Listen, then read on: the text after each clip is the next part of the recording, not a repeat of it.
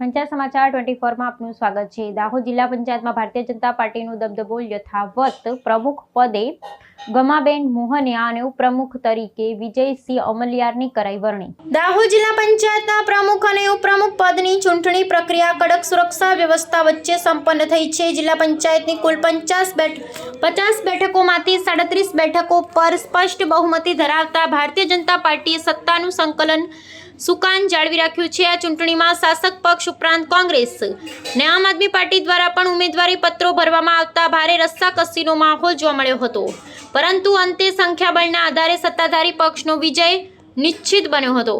પંચાયતી રાજનો નિયમ અનુસાર જિલ્લા પંચાયતની પ્રથમ અઢી વર્ષના સમયગાળા માટે પ્રમુખ પદ અનુસૂચિત આદિજાતિના મહિલા ઉમેદવાર માટે અનામત રાખવામાં આવ્યું હોવાથી જિલ્લાનું નેતૃત્વ નારી શક્તિના હાથમાં આવ્યું છે। ભારતીય જનતા પાર્ટી તરફથી ધાનપુર તાલુકાની સંજય બેઠકના ચૂંટાયેલા પ્રતિનિધિ ગમાબેન મોહનિયાની પ્રમુખ તરીકે સત્તાવાર વરણી કરવામાં આવી છે। આ ઉપરાંત ઉપપ્રમુખના મહત્વના પદ પર વિજયસિંહ અમલિયારની નિયુક્તિ કરવામાં આવી છે। 50 સભ્યોના સંખ્યાબળમાં વિરોધ પક્ષ કોંગ્રેસ પાસે 7 અને આમ આદમી પાર્ટી પાસે 6 બેઠકો હોવા છતાં તેઓ શાસક પક્ષના આંકડાને આંબી શક્યા ન હતા।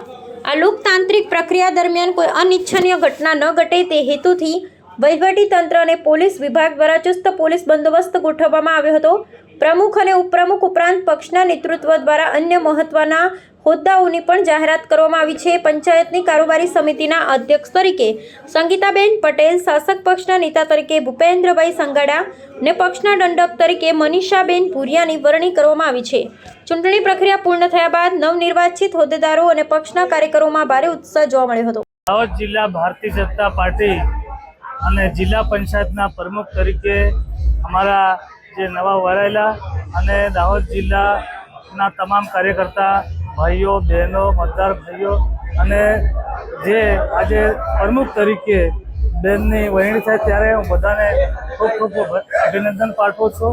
અને બેન પણ જિલ્લા પંચાયતના પ્રમુખ ગેલીબેન મોહનિયા આજે નવા પ્રમુખ તરીકે વરણાયા છે, ત્યારે બધાને હું હૃદયપૂર્વક અભિનંદન પાઠવું છું। ભારતીય જનતા પાર્ટીના આજે ખૂબ જંગી લીડથી આજે જીતી આવી અને આજે પ્રમુખ તરીકે સુકાન સંભાળ્યું તે બદલ હું બધાને સ્વાગત કરું છું, અભિવાદન કરું છું અને આશીર્વાદ રૂપે બધી જનતાને દાહોદ જિલ્લાને હું આવકારું છું। આજ રોજ દાહોદ જિલ્લા પંચાયત ખાતે પ્રમુખ અને ઉપપ્રમુખની વરણી કરવામાં આવી છે, જેમાં પ્રમુખ તરીકે ગમાબેન મોહનિયા અને ઉપપ્રમુખ તરીકે હું અમલિયા વિજયસિંહ ભારતજીની વરણી કરવામાં આવી છે।